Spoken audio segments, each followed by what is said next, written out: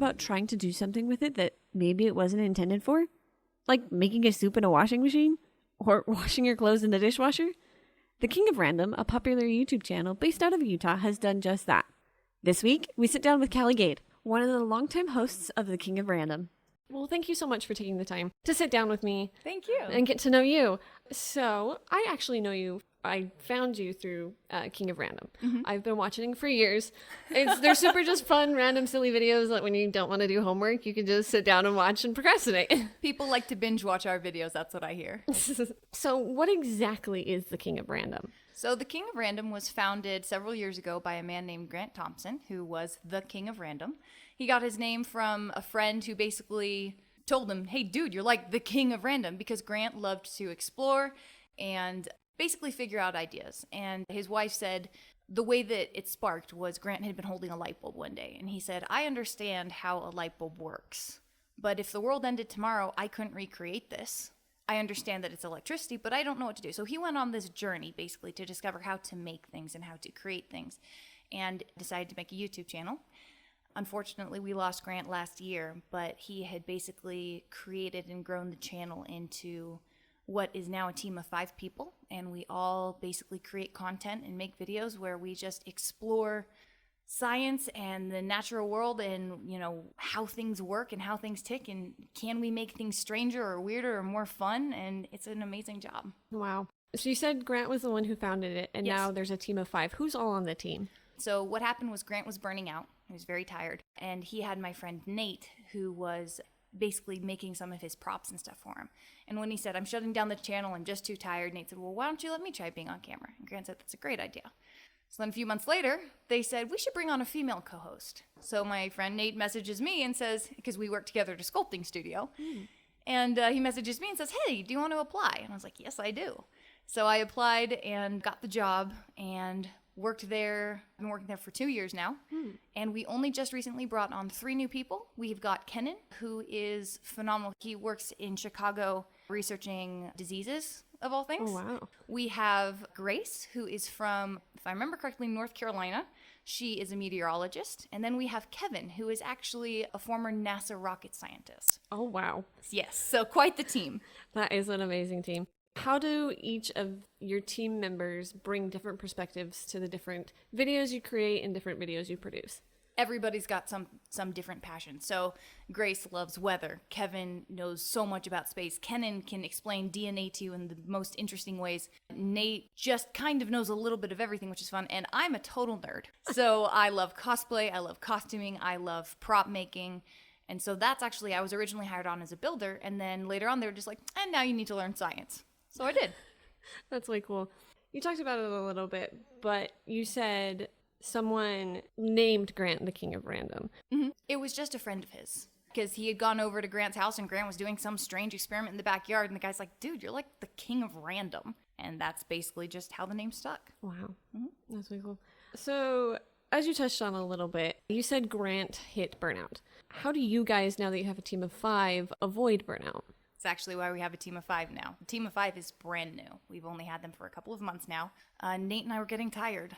And there was a while where we were making 18 videos every 2 weeks. Oh, gosh. It's a lot of videos. That is a lot. So now we are doing about 15 every 3 weeks. And so we're slowly changing our schedule because we want to make sure we're still putting out good quality content, but people want to be seeing videos like, you were saying, you binge watch these videos. You want to make sure that we've got enough going out for people to see. So the schedule right now is we have 1 week where we get to prototype our 15 videos. I'm currently in prototyping week, which is why I got to speak with you. And then the next 2 weeks after that, we'll be filming those 15 videos. So it gives us time to prep and prepare.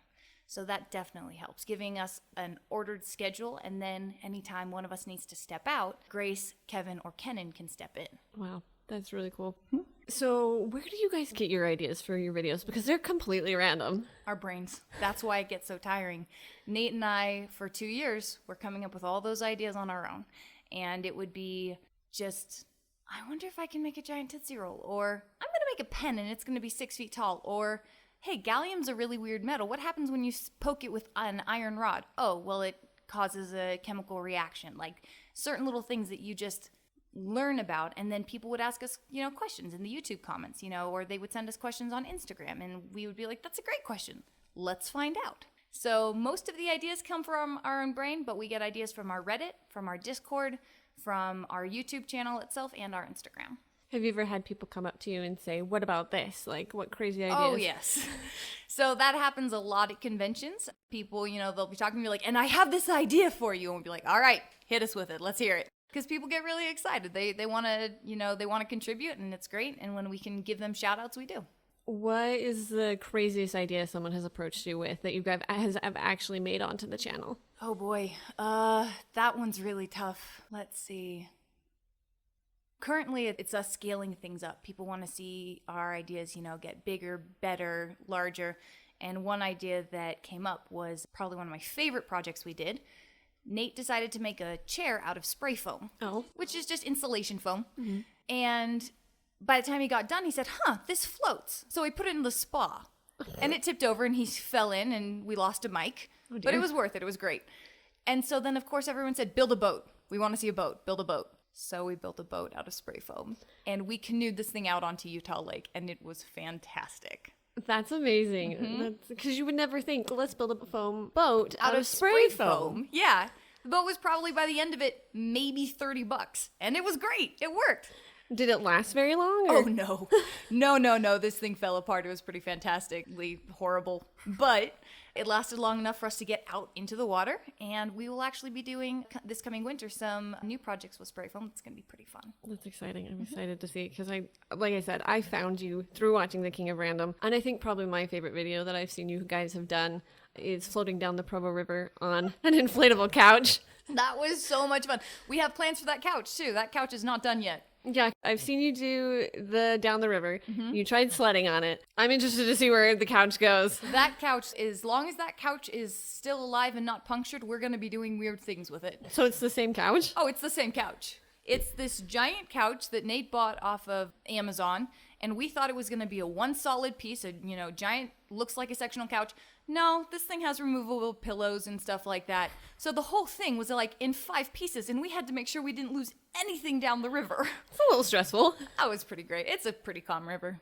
Yeah, because I see growing up people floating down the river, and I never would have thought, let's see if we can go down an inflatable couch on a river. Nate has gone down on it 2 more times since then with friends because it's just so darn entertaining. Yeah, I can imagine. So we said a little bit of where you get your ideas. What is your favorite video that you guys have created? Oh, see, that one's tough. That's a question we get a lot. And here's the problem. Nate and I always draw a blank because we go, we've made 800 videos this year. So it becomes very it's just like, I don't know, what would it be, at a certain point because there's just so many that we've done. My favorite would be the videos where we get to travel. We got to meet the hacksmith once. James, he's the sweetest guy ever. He recently just hit 10 million subscribers. We're so happy for him. He made a proto-saber, a lightsaber basically. Oh, wow. The world's first retractable lightsaber. Oh. So going to Canada to meet him was just a phenomenal experience. So I love being able to travel. We went to Maker Faire in California. That's my favorite. When I get to go places and meet new people and do new things that we can't necessarily do in our hometown. That's my favorite. How often do you guys collaborate with other people? With COVID? None. Understandable. The previous year, 3 or 4 times. We love to collaborate, but what it comes down to is people are always like, oh, collaborate with Mark Grober, collaborate with Veritasium. Sure.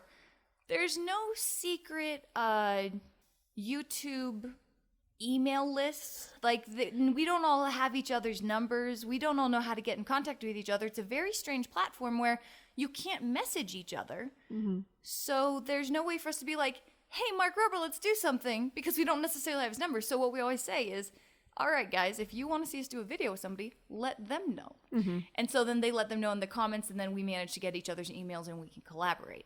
But it is really funny when it's just like, you should talk to Markiplier. And we're like, great. Who's got his email? Right. So we don't collaborate as often as we would like currently, but when we can, it's a lot of fun. If you could collaborate with anyone, who would you? Markiplier. What is he? I'm sorry. Were you expecting that to be a... he is a video gamer, and I love his work. I think Markiplier is really fun. I would love to collaborate with Veritasium. He is brilliant. How to Make Everything is awesome. Backyard Scientist. These are all just people that are just the most amazing channels. Markiplier is more of a joke just because he is phenomenal. He is huge, in the YouTube world. but he's not our genre. So it would be really fun to high-five this guy and play some video games with him, but it wouldn't necessarily be good content for our channel. Yeah, that's crazy. Because YouTube is just like this big, huge world where like anything's possible. Exactly. Going back a little bit to favorite videos, one recently that you put out, making soup in a washing machine. I could tell you really enjoyed making that video. Okay, so I really love doing ridiculous things. And one of our favorite things to do, like when I run out of ideas, so prototyping week, I was just at Walmart, I was just getting dinner. And at a certain point, I'm just like, you know what? I'm going to walk down the electronics aisle. And I go and I find the strangest thing and I go, that looks weird. I don't know what that does. I pick it up and I flip it around. And the very first thing I do is I look at the warning label. What not to do with these items. And it's my absolute favorite thing to do. We did one once where we followed every instruction, except for ingesting, of what not to do with a spray paint can. This was puncturing, this was chopping, this was setting on fire. We deep fried it. It explodes, by the way. I love using the warning labels as instructions. So I've done some really weird things. I microwaved a watermelon for an hour once to see what would happen. Not much. But yeah, the soup in the washing machine was just because, well, why not? It's hot water, it spins, it'll mix it. It turned out. It was fun. Was it edible? It was edible. Wasn't great, but it was edible. Grace liked it. Yeah, I remember I was like, that's something I would have never thought of. You know, that's just kind of the thing is we just sit there with, you know, different appliances and we're just like, what could we do with this? How many different appliances do you guys have for like boy. the show? Oh dear. So I have an ongoing list. I unfortunately don't have a picture with me right now, but I have a whiteboard that we keep in the studio that is Calli's counter, where I keep track of all of the appliances that we've broken. We've gone through multiple cotton candy machines, microwaves, toasters, blenders, deep fryers, tons of deep fryers. So we're quickly adding things to the list. But I mean, some things just don't survive, like when we decided to test a Darwin Award, and unfortunately, a Darwin Award means that somebody died trying to do something silly, where somebody tried to heat a lava lamp on a stove. This lava lamp supposedly exploded, and the shrapnel unfortunately killed somebody, and we were like, is this true? Is this real? We don't know. So we put a lava lamp on a hot plate. We walked away and did a different experiment, and you can hear us in the background of this video because all of a sudden you just hear this boom noise because it was so far away, and it was like a detonation. And you just hear me in the background yell, yeah! Because I was in my car changing into a different outfit for a different episode, and we were like not mic'd, nothing was ready, and we just went sprinting to see what had happened, and we had broken the hot plate. Like, it was indented and unusable. We go through a lot of appliances, but it's very fun to see how we can destroy them. That's amazing. You said you have your prototyping week and then you film for 2 weeks. What does your like prototyping filming week look like? Let's see. I wake up at 8. I scroll on Instagram for an hour. I roll out of bed. I feed my cats. I lay on the ground and cry a little bit because I'm tired. I'm kidding. I think we all do that. Exactly. Like you sit there, you rage against the machine and life in general, and then you get up and you actually start your day. Nate and I have a Google document that we share, or a Google spreadsheet, and then Grace, Kevin, and Kenan all have one. And we just sit there and we basically will both be on computers. We'll all be in sometimes different states. And we just sit there and we just plug away ideas, just whatever we can think of. And then if it's an idea that we have to prototype or test out, then we go get the supplies, we go to the studio, we make sure it's going to work and it's not going to kill anyone. And if it's viable, if it's an idea worth using, then we just say, all right, that one's good. And we put it in the schedule for the film week. And so how many videos do you film a week? So it's 15 videos every 2 weeks because it's 1 prototyping week, 2 film weeks. So it normally comes out to about 7 or 8 videos a week. When we are crushing it, it's 2 videos a day, and then we can get a couple days off at the end of the film cycle.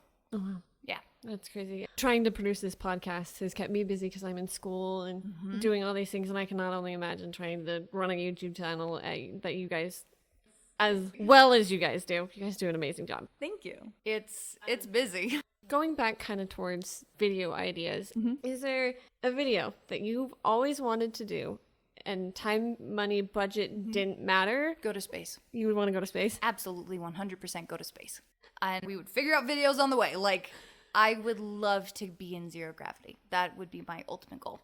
And there's something called the Vomit Comet, where you can test zero gravity, basically. You know, you pay to go in an airplane and they drop and bring you back up. And the roller coaster ride basically makes it feel like you're in zero gravity. And one of my other dreams would be to stage an entire Quidditch match in an airplane in zero gravity. That would be amazing. I really want to do it. I think it would be hard, but it'd be hilarious. Exactly. That's amazing. So are there any future plans you have for videos coming up in the next couple weeks, or ideas that you have that you're excited about? Yes, but I can't tell you. Understandable. Yeah, we definitely struggled with, the pandemic and everything. We want to keep all of our co-hosts safe, but we've got people coming in from out of state, so then it's okay if you're not on camera, you're wearing a mask, everybody's kept separate. We have 2 different film crews to make sure that, again, people are kept separate because we want to be very, very careful, very cautious. But some of the ideas that we have moving forward tentatively, we've got some big tentpole projects coming up that are going to blow some of our other projects out of the water. That's exciting. I'm so excited. It's going to be great. I can't wait to see what you guys have. Are there ideas that you guys have that you test that don't make it onto the channel? Like, what happens with those ideas? Oh, dozens. Just absolutely. So, okay, so I'll tell you about this. This podcast, I'm assuming, comes out in a few weeks. Perfect. So, I may have made a mistake today. Oh, no. So we will have projects where we might spend hours on something. We're just like, well, that didn't work. Crud. Well, we have what we call the bank of videos. Our videos right now, we have enough videos that if we stop filming today, we would still have videos going out until January. Oh, wow. That's how many videos we put out. And so that's why it can be very tiring, but it's, rewarding. So today we were attempting, and this was our third or fourth attempt, to try and fill a Stretch Armstrong with helium. Oh. We wanted to see if we could make a Stretch Armstrong doll, one of the, the classic toys, float. Short answer, no. Because the latex doesn't want to be glued, it doesn't want to be tied shut, it doesn't want to work at all. So we filled it a little bit with helium, and then we decided to see how many balloons it would take to lift it. The answer is we forgot to count because I took it outside and we let it go. So it float. Didn't mean to. Our estimation was off. We thought that the balloons would hold roughly 5 ounces of weight, and Stretch Armstrong doll was 4.18. And we were like, all right, that's, that gives us a little bit of leeway. And we had a blow dart gun ready so that as soon as I let it go, Nate would hit it with the blow dart gun and the balloons would pop and it would fall. Our estimation was off. We only shot 3 of the balloons, which was not enough to drop it. And there's a Stretch Armstrong somewhere in Utah. I'm not going to say where we film, but somewhere there's a Stretch Armstrong floating around quite literally, and we don't know where it ended up. That's hilarious. So there's that for you. That's amazing. Hopefully I don't get in trouble. That's funny. Completely random ideas. That's perfect. Fits the name of the channel. That's how it goes. So you discussed a little bit earlier. You guys use cotton candying machines wrong. You use dehydrators. One of the things that is very popular on your channel, and one of the things I've always wanted to try, is freeze-dried Skittles. How did you discover these freeze-dried Skittles? Freeze-dried Skittles are my favorite. So when we got the Harvest Right freeze dryer, it was suggested, because they suggest certain things like, oh, you should try freeze-drying apples for apple crisps. You can use it to preserve food. You should try Skittles. And we're just like, we should try Skittles. What? And they had a sample bag. And freeze-dried Skittles are, bar none, my favorite candy in the world now. Like, Skittles are okay. I'll eat 1 or 2. I'm like, oh, that was good.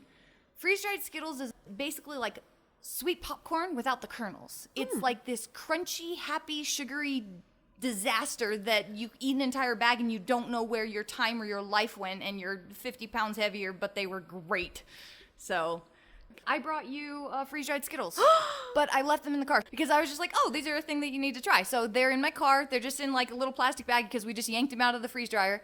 But it's one of the things we made on the channel. So I brought you some freeze-dried Skittles. I am so excited. I've always wanted to try freeze-dried Skittles. So just walk out to the car with me when we're done with the podcast, and I've got those for you. I am so excited. What other things have you guys put through a Harvest Right? Oh gosh, an entire Panda Express meal. We thought about doing an entire turkey dinner. We haven't yet. We did steak. Steak was pretty great because we freeze-dried both raw and cooked steak. We freeze-dried the world's most expensive type of steak, A1 Wagyu steak. Absolutely delicious. Don't freeze-dry it. It's awful. Oh, dear. We made the world's most delicious steak into chips. It was great. That's great. As every job does, every job has hazards. Sure. Like, have you guys had accidents on the show? Oh, all the time. I shouldn't say all the time. When I say that we read the warning labels as instructions, you're going to have hazards. You're going to have to, you have to learn how to be careful. I'm not a scientist. I was an illustration student. I was going into the illustration program when I was hired on. And so it became very apparent very quickly that I had to learn some stuff fast. And one of the things is handling, say, acids. There was one time where I was trying to pour out a measure of acid for something. It was a malic acid. And no, not malic acid. That's food grade. Hydrochloric acid. Was pouring a little bit out onto the sidewalk. I come walking in with the cup, and I've got rubber gloves on, and I've got my goggles on, and I feel so scientific. And Nate goes, "Did you just spill it out on the concrete?" I was like, "Well, yeah, just a little." And he was like, "Crud!" And he goes running out there and starts spraying it down with water because we left a mark on the concrete because it started eating through it. So that was very dangerous. There was one time where we were playing with melted sodium, table salt, and if you drop it into water, or if you would drop water into it, it has an explosive reaction.